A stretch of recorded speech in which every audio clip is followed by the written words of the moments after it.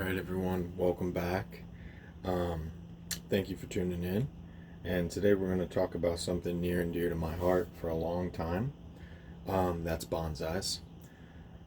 I recently made the connection. I think I first saw bonsai when I watched Karate Kid when I was younger. Bonsai is a beautiful, beautiful art form.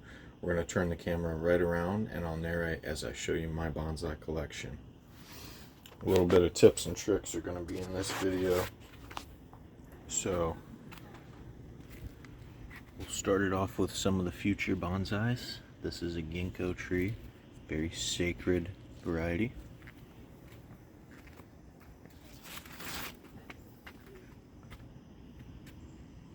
If you come over here, you'll see a birch specimen. It's a young wild birch. I believe it's a river birch tree. Little maple. That's not a seedling. This is a pretty old maple. This has been cut back many times.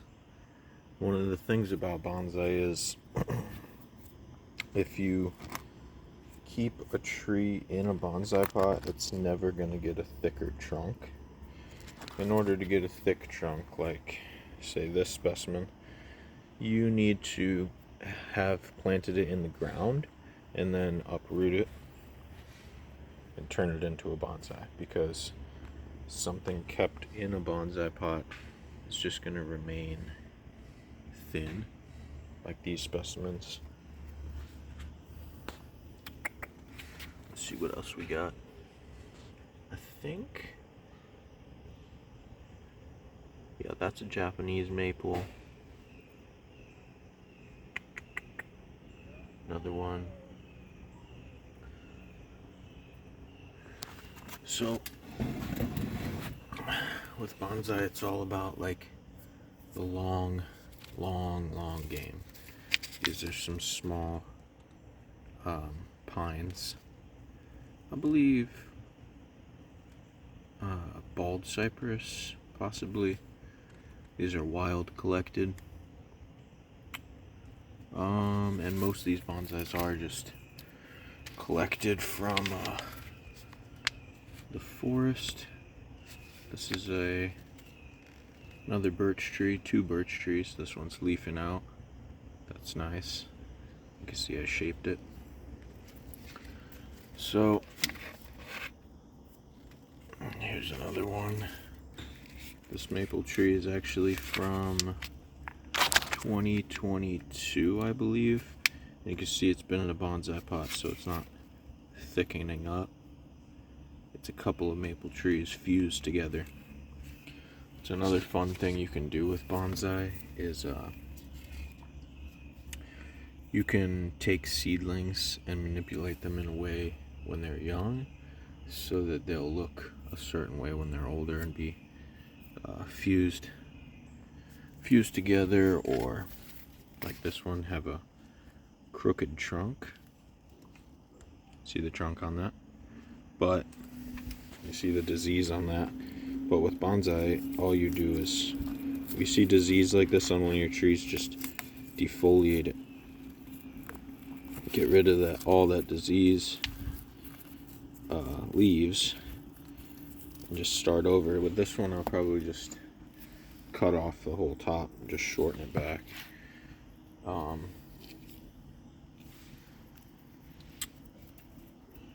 Helps to have a little thing of water. Just don't let mosquitoes get in there. But I use this too frequently and refill it. Here's a really cool thing I'm doing with bonsai right here. I have wrapped a young birch tree around the trunk of an older bonsai that I had that had died. So after I'm done with this and I take the wire off and this birch tree has developed a crown, it will kind of fool the eye and make you think the birch tree's trunk is this old trunk. And well, that's what we're going for, at least. So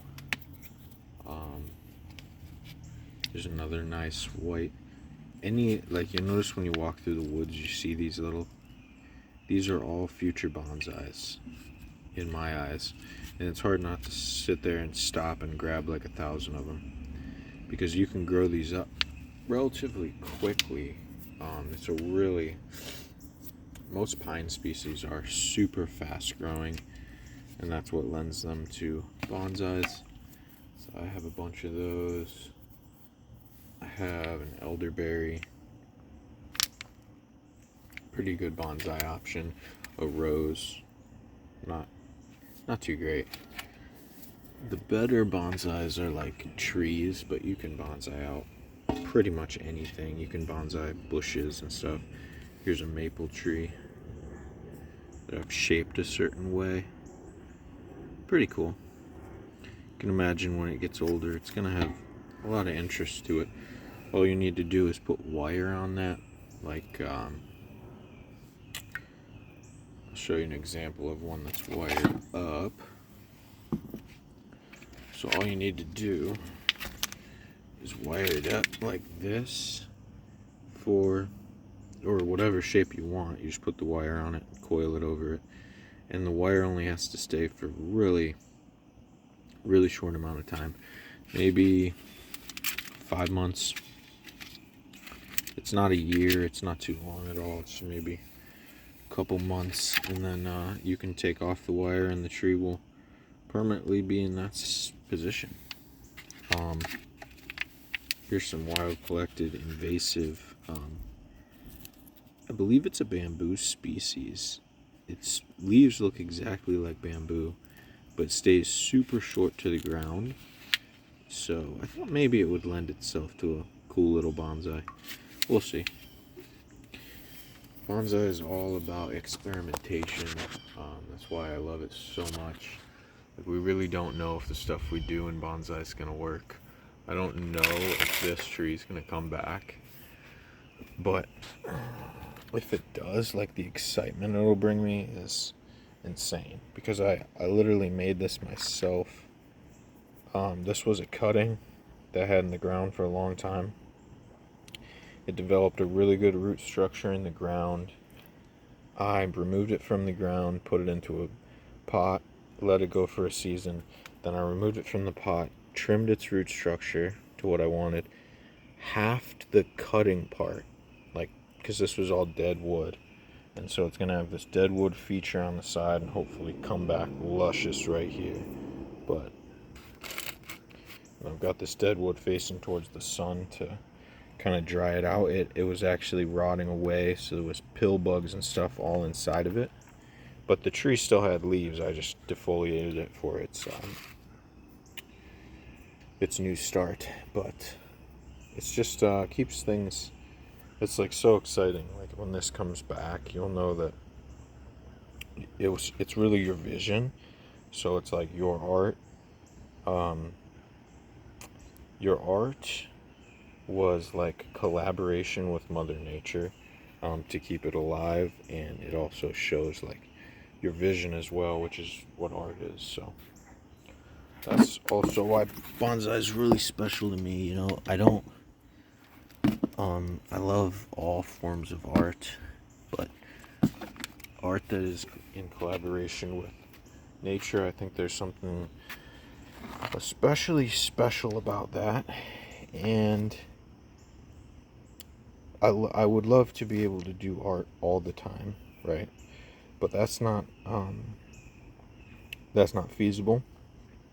So when you think about it, when you do bonsai, it's like you're doing art all the time, because I created this, I wired it up, put it in this pot, gave it what it needed, and then all the time, even when I'm not here, it's growing, and I come back and check on it, and I'm like, oh yes, new growth, it's doing good. It would have never been there without me in the beginning. So in some ways, in some aspects or planes of existence, I think it was almost like I was doing art that whole time, because I had connected with the tree to create the art. We've even got some hidden gems in here. Look at the cave. So we've got a cave right behind this bonsai, which is kind of a bigger feature bonsai that lots of bonsais I keep very small, but this one we're trying to do a big domicile on top. I want a big full canopy on top, and then it's got this cave behind it, cave system, and then a little gnome that protects the cave right here. Fairy garden gnome. I've always loved gnomes. And also bonsai, it really stands out to me because it's also about perspective and certain perspectives you might have on the world. You know, every creature, every living creature has a different perspective on the world.